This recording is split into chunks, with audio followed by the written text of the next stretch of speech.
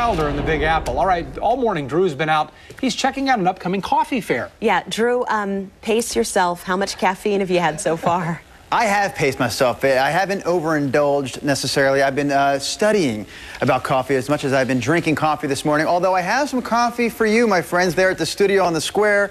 Portland Roasting insisted that they make a special delivery to you this morning. So Steve from Portland Roasting should be there right now delivering the coffee. Nice. I said, it's really not necessary. They're not that important, but they insisted, guys.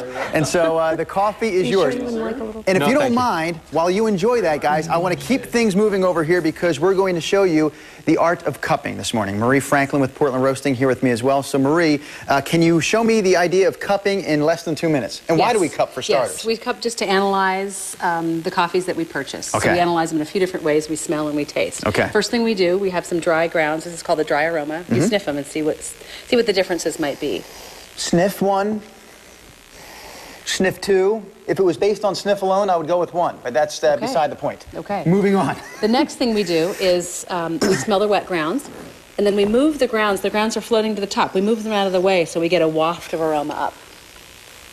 And that's called breaking the crust. Sometimes I have my 2-year-old boys at home. I allow them to smell the coffee because I know I like to smell, but when I ask them to sniff the grounds, they breathe down instead of breathing up. That's not how we do it. Yeah, they're not there yet, but I get it. Now comes the fun part. So this is where we taste, and it's the most important part. It's also the most interesting. We're slurping. So what we do is we take a small bit of coffee.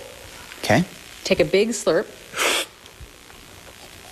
to spray it across the palate, and then spit it. It's a little hot there, don't you think, Excellent. Marie? Not too hot, no.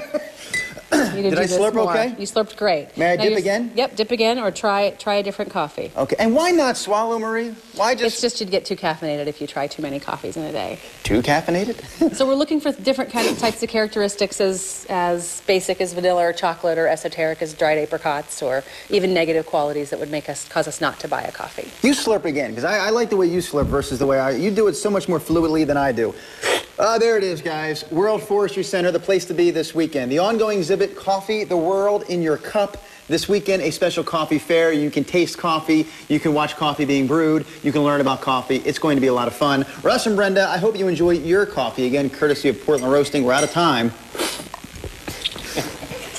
I shot right in the back of my throat there. Marie, back to you. Yeah, thanks to Portland Roasters. This is delicious. Thank you. I had to fight back a burp there. I'm sorry. Is coffee for slurping? Really? I'm not a coffee drinker. You drink it, right? You do, but they're slurp. tasting it. Right, and they don't want to be tasting. completely wired for the rest of the day. Why not? Well, I think it's kind of fun to be wired, but I guess that's me with the weather coming in the way it is today. So yeah, that is an excellent cup of coffee.